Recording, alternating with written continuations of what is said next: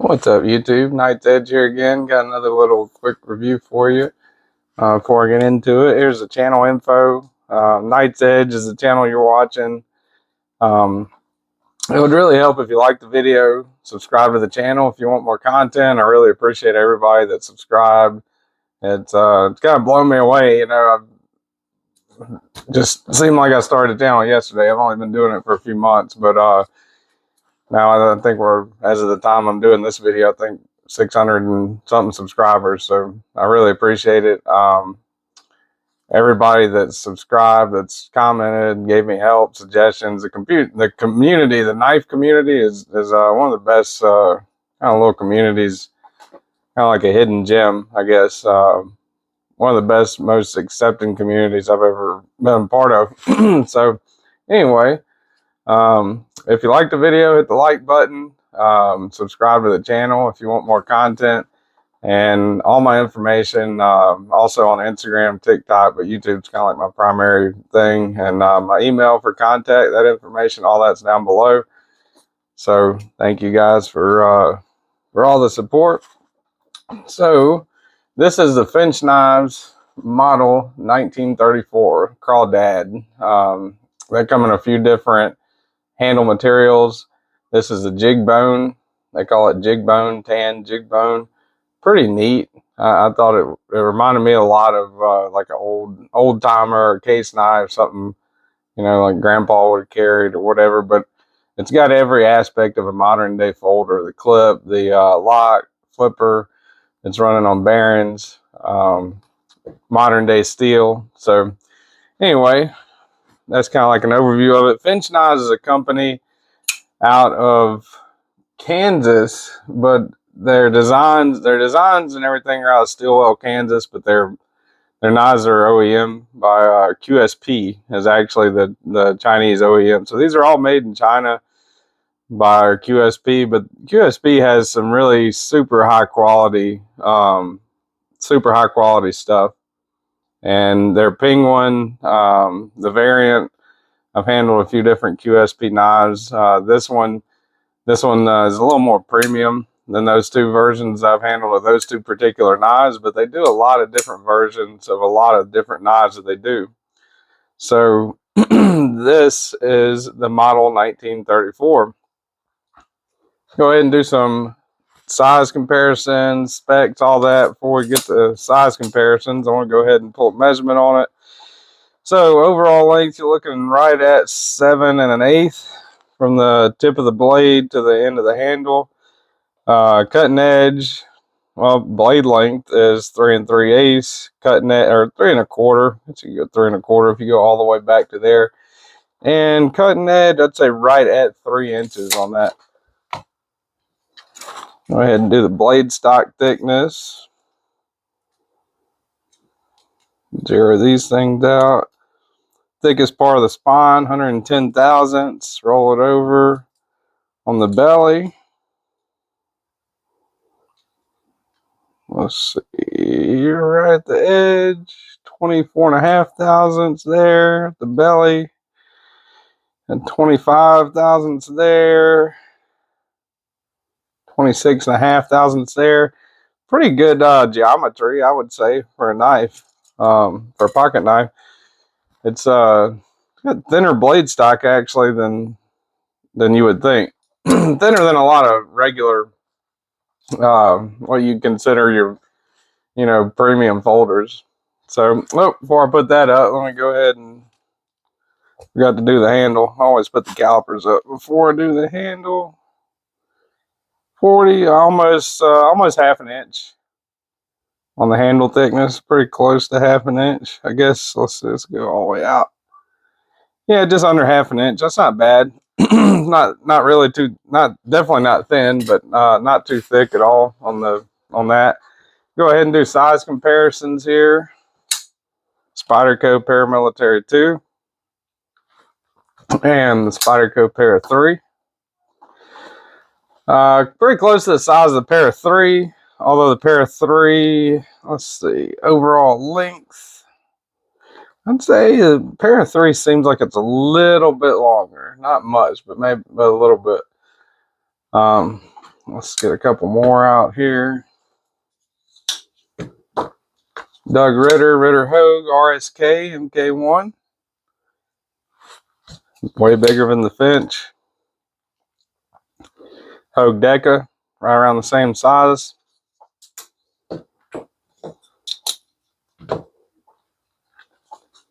Cold Steel Knives, 8010. Way bigger than the Finch for sure.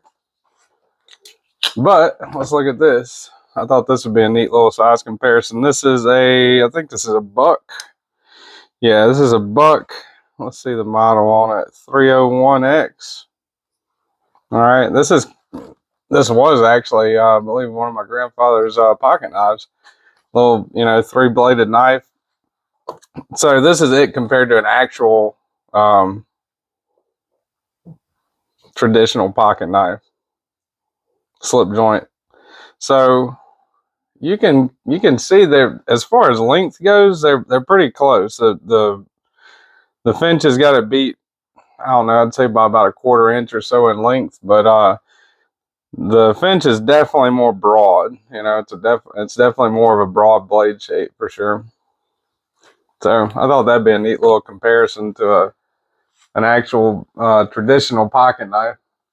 And get out the scale.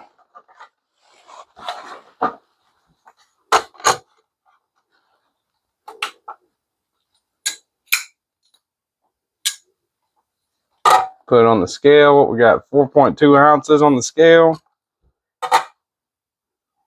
Yeah, 4.2 ounces. Let's see. See, that one's a little less. That's a traditional compared to the modern traditional. Put the scale up. Get the blue jeans out. All right, looking at it in the pocket. That's about what you got. That's definitely not deep carry, but not, an insane amount sticking out. So kind of right in the middle. I like this pocket clip. It's a nice titanium milled pocket clip. So I don't have a problem with that myself.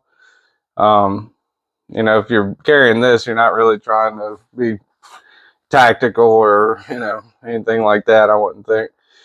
So what else? Hardware check. Get out the bits here. There's your T8. T8 on the pivot. I think the rest of them are T6s. Pretty sure, yeah. T6 on that body screw. T6 on the pocket clip. So, I mean, there's not a whole lot of circumstances where you would have to take this one apart. I don't think, unless you were, really got it just like terribly dirty, and you had to clean it, I guess. If you got like a bunch of sand or mud or whatever in there, something like that. But on normal circumstances, I wouldn't say you wouldn't have to really take this knife apart. But there's the sizes if you do. T8 on the pivot, captive pivot, that's good. And T6 on the body screws there. And on the clip screws also. All right, we did all the hardware. We'll get down to brass tacks here on the action. This thing's really nice. It's got a nice little flipper. Doesn't stick out too much. Sticks out a little bit, but I mean, it doesn't stick out that much at all. Really, it's not like a huge flipper like on like the XM18 or something like that. Great action on this thing. It's run on bearings, and they dialed in the action. I think personally, it's up to my preference. It's really buttery smooth. I can fail it if I really try.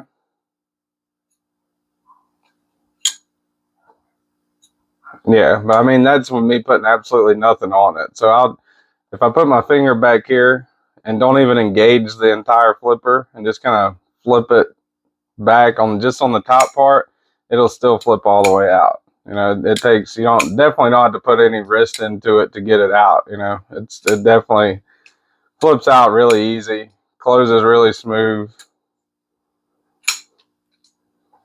Shake it, closes, got a good detent. Centering, dead on. No blade play in this thing. Left, right, up, down, nothing like that. I really like the satin coat on it. Or the satin finish, but it really, see that? Fingerprints all over it. So that satin, you know, it's shiny and everything, but it will track those fingerprints, and you know, we get those hand oils on it for sure, without a doubt. All right, the handle, this jig bone, this is really nice. To me, it feels just like an old timer or a case or something like that would have the same pattern. You know, it feels what it looks like, I guess, is the best way to describe it. You know, ergonomics on this thing aren't like, you know, stellar. I mean, and it's not exactly built to, I don't think, to do a ton of cutting. You know, you're not going to be sitting there breaking down 1,000 cardboard boxes with this thing. You know, and now it can definitely do that if you wanted to, but it's not the most ergonomic pocket knife, but it's also not uncomfortable. You know, it's kind of neutral in my opinion. When you're gripping it, 4-finger grip, I wear a large glove. When I'm gripping it with the 4-finger grip, kind of right where I naturally have it at, that flipper tab kind of hits right in there just a little bit. It's not terribly uncomfortable, but it does hit right there. You can, if you choke up on it, you can do that, but you can't get a full choke up on it because your finger kind of goes on the cutting edge right there. So you can put like your fingertip kind of, you know, from the last knuckle up right there, kind of cut like that, you know, no problem. There's no jimping up top, but it is pretty smooth. All the edges, everything are kind of not rounded, but they are smoothed out really good. They're not rounded. I wouldn't say they're rounded, but they're definitely smoothed out really nice. There's no backspacer on it. One really cool thing on it, hold on, let me get the flashlight. Let's show you guys this with the flashlight. One cool thing I thought was pretty cool on this thing. I'll turn the lights off here.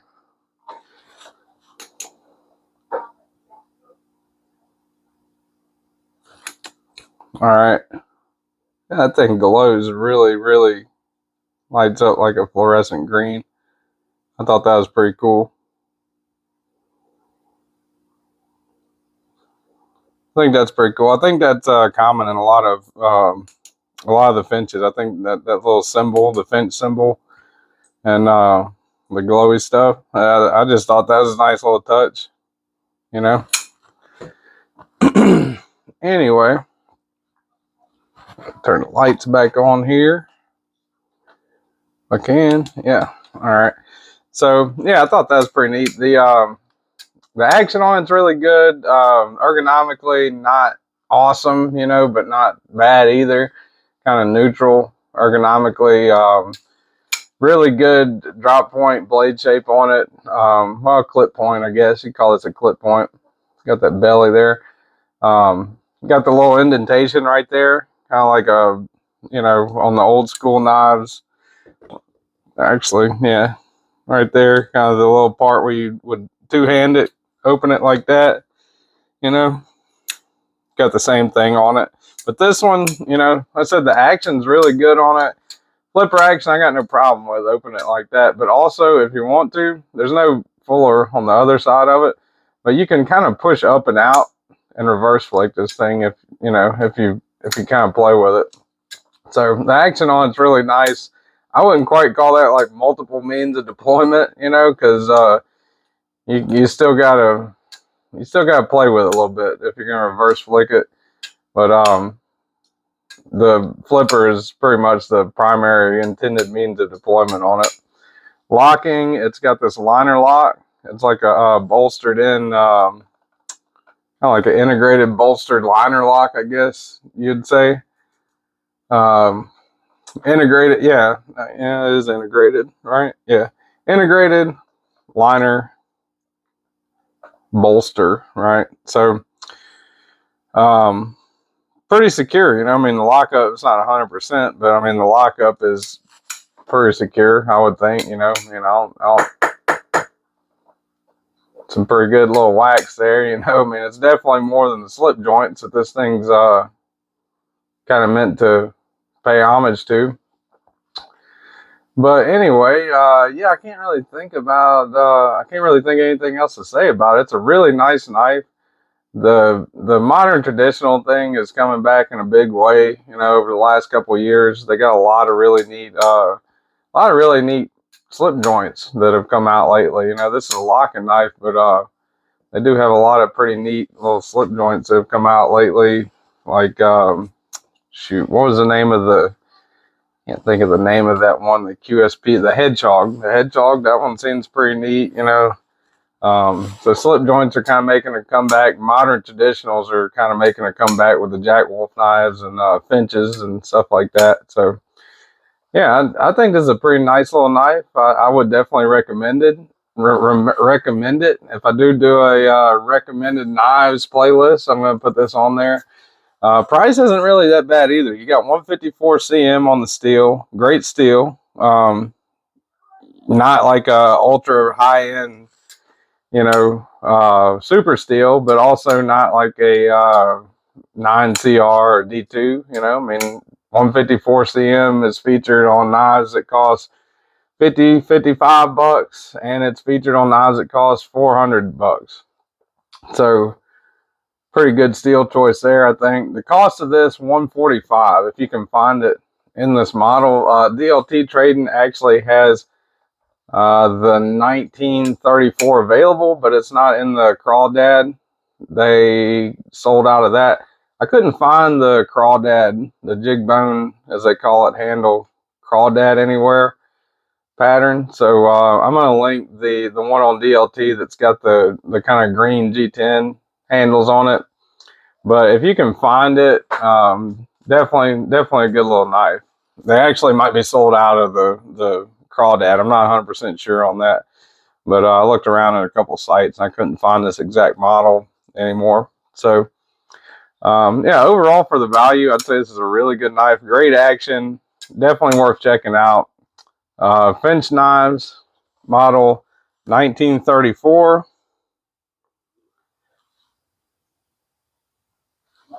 Finch Knives, model 1934. Great knife for the price. Cool little gentleman. I'd even say a gentleman's knife, you know. I mean, nice little knife to carry if you go out to eat or, you know, something like that.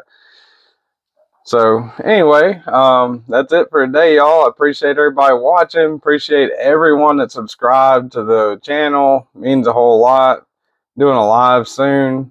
This actually might come out after the live. I'm not sure, depending on, you know, I record them a little bit ahead of time. I try to, but depending on when this comes out. But I appreciate everyone that subscribed to the channel and everyone that's watched the videos, liked the videos. Really helps out the channel a lot. So I will see you guys on the next one, and y'all have a good day.